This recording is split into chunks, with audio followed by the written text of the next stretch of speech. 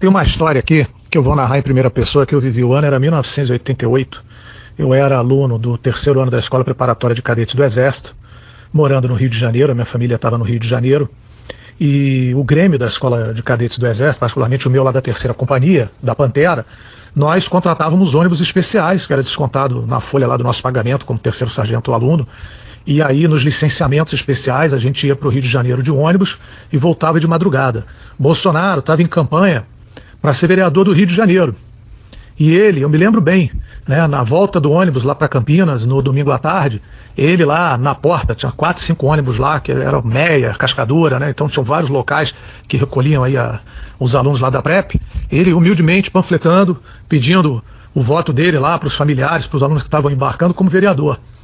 Eu estava subindo no ônibus e um amigo meu de turma, que eu não vou citar o nome porque ainda é um oficial da ativa do Exército, virou para mim e falou: olha aí, Jota, esse capitãozinho aí, ó, largou tudo, capitão, PQD, artilheiro, criou confusão, foi para a página da Veja, largou tudo, tá aí, desempregado, passando necessidade, mendigando voto aqui da gente, dos alunos, migalhando voto. E o Bolsonaro viu, eu vi que os olhos dele ficou cheio d'água, ele baixou assim a cabeça, aquilo tocou meu coração. E a gente entrou assim no ônibus próximo ali do motorista, eu virei para esse meu amigo e falei: cara, tu deixa de ser babaca, porque esse cara tá vendo o que ninguém tá vendo, que nesse processo de abertura, esse país vai entrar numa anarquia sem fim, como o Figueiredo falou, como o Geisel falou, como tantos outros chefes do SNI, que foi o melhor sistema de informação da América do Sul, homens com uma capacidade de análise e de previsão do futuro absurdamente incríveis, que eu duvido que alguém hoje no Brasil tenha. E ele está se preparando para defender a pátria no momento certo. E esse é o caminho dele. Ele está abrindo mão da carreira, da estabilidade, de fazer cursos com amigos de farda, de baile, de medalha, de tudo, para viver as incertezas. Então você respeita ele porque um dia você ainda pode prestar continência para ele como teu comandante em chefe. O mundo deu voltas e ele foi eleito presidente. E ele está batendo de frente com o establishment. E só por conta disso, da retidão dele, do amor à pátria, e do preço alto que ele pagou, se humilhando perante a tropa, perante simples alunos da SpaceX, lá na AMAN também, na campanha quando ele foi à Federal, que até o Ramos estava servindo lá na Ciesp, e o comando da AMAN pediu para ele ir lá nos umbrais e convencer o Bolsonaro a não panfletar, etc., na Vila Militar. Então, assim, a trajetória desse homem foi uma trajetória de muita coragem. Chamar ele de capitãozinho despreparado soa como macular a imensa coragem que ele teve e a necessidade que ele passou com a família até ele conseguir se sustentar como vereador, como deputado federal. E mais ainda, ele passar anos lá na vida pública sendo chamado de louco, de histriônico, de débil mental, de fascista, etc.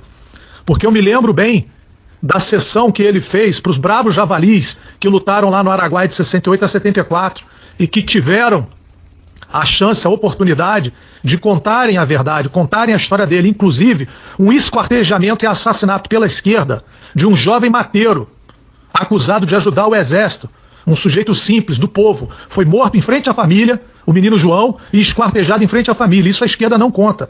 E outras histórias mais. E o seu José Genuíno foi preso pelo J. Peter e pelos outros FEs e comandos aí que estavam lá, que eu convivi com eles, foram meus instrutores. E Genuíno está vivo. Ninguém esquartejou Genuíno na frente da família, como a esquerda fez.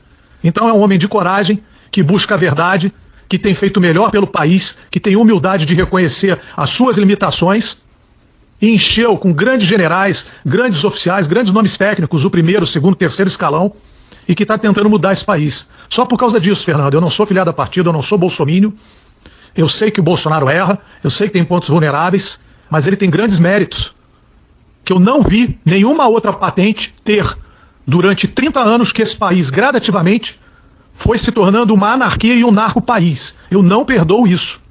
Meu tio-avô foi um dos fundadores do SNI, braço direito dos irmãos Geisel, Orlando e Ernesto.